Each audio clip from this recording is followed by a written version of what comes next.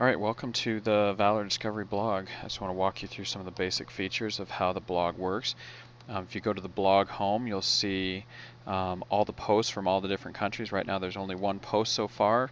We're excited to see what everybody's going to post from their trips over the summer.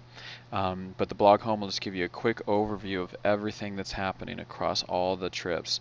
And then you can go down into each country and or each continent here. And once you start posting, I think you'll see under Africa, it'll pop down. You'll see Kenya, Uganda, and Rwanda. And under Americas, you'll see each of the individual trips. You can go to each specific trip. But for now, if we went to Africa, we would see just the Africa posts. And if we went to the Americas, we'd see just the Americas posts. And so really quick, let's talk through how it works. There's two different places that you can manage this blog. The first one is just from the blog site itself. So if you go down here, you'll see member login, and you should be provided a login. I'm going to use the Kenya login to demonstrate this. Okay, so I log in as Kenya, and you notice the first thing when I'm in Africa here, there's a little button that showed up that wasn't there before, and it says add a new item in this category. The other thing you'll see is under the post that's already there, there's an edit item. So let's take a look at that first. If I go edit item, see there's the title. Don't worry about title alias. It's under the category of Kenya. Make sure you have your posts in the right category, otherwise they might show up under somebody else's trip.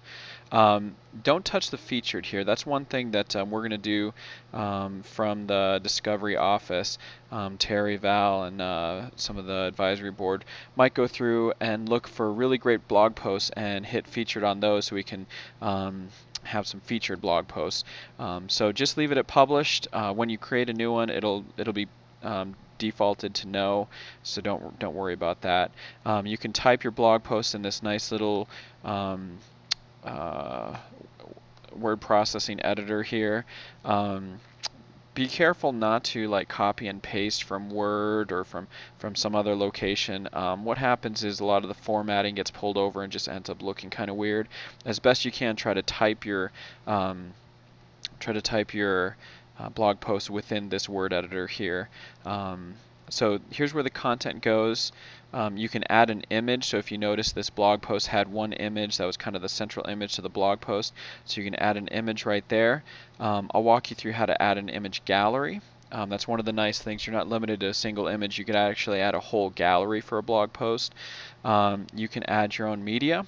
So for example, if you have a YouTube video, you can add a YouTube video here, and I'll show you how to do that. And then any attachments, you can add an attachment field, and if you have a PDF form or something like that, some kind of description or whatever that you just want to attach to the post, you can add that here. If you're familiar with valorclassroom.com, this is essentially working the same way. So let's go ahead and come over here and add a new item in this category. So I'm going to say test item. Don't worry about title alias. Make sure that you select the correct category. If you don't select a category, it should tell you you forgot to add a category. Add some tags. So here I'm going to add Africa. Let's say this is about a safari or something like that. Just some things that are descriptive that'll help with the search function. We're going to build a search function into it. And the more you tag your posts, the easier it'll be to search things.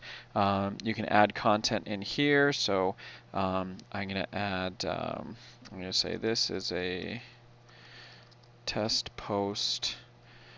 Here's some pictures of our trip. Okay. I go to image. Always put just kind of one central image for your post, unless it's just a quick update. Like when we finally land, we'll probably just post something, hey, we landed, and it's just there for parents to know that we've arrived. But if it's a blog post that's got some detail to it, go ahead and pick an image to go with it. Always favor wide photos instead of tall photos, so landscape instead of portrait. They're just going to end up looking a little bit better on the blog. So I'm going to pick this one here. Is from a trip to San Francisco of mine. Now here under the image gallery, there's a couple ways to add your images. So the first way, if you're in the front end and editing from the blog itself, you can take a bunch of images, create a zip file, and then load them here. And the way you do it, I'll show it to you on a Mac, and on Windows it's fairly similar. Basically, select all the photos you want, right-click on it or control-click, and say compress 5 items. On Windows, I think it's send to zip file. So compress 5 items, and now I've got this zip file labeled archive.zip. Okay, so there's my zip file. I can say choose file.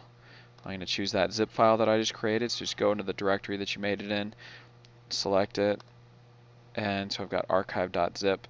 If I had a YouTube video. So I made a video, uploaded it to YouTube. So here's a YouTube video.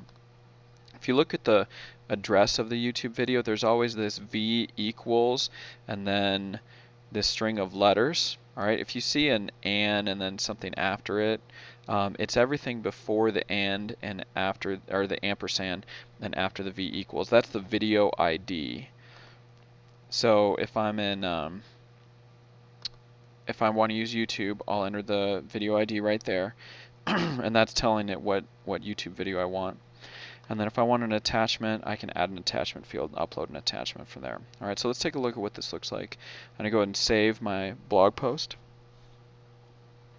Sometimes it'll take a while. Obviously, I had a zip file full of pictures that is uploading. You can see down here at the bottom, it's tracking how long it's taken to upload.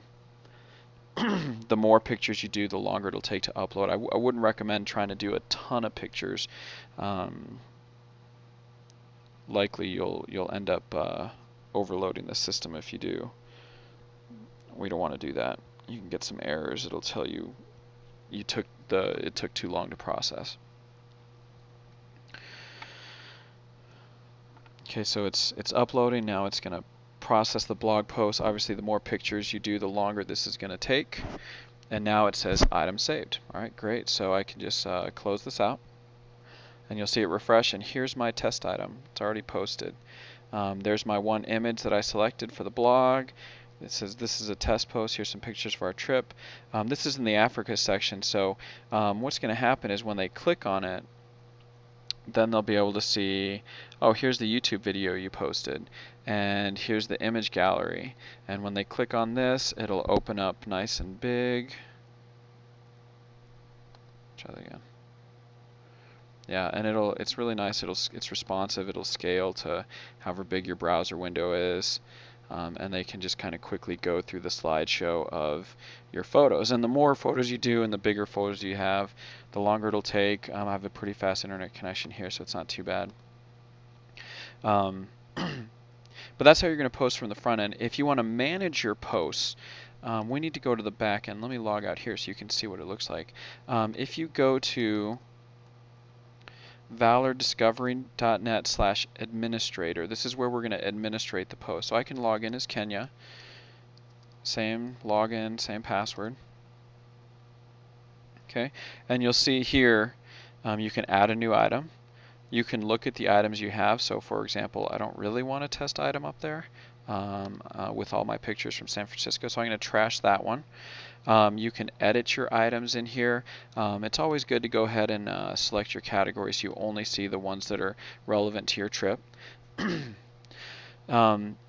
If you go to this back end, it's actually a little bit easier to create an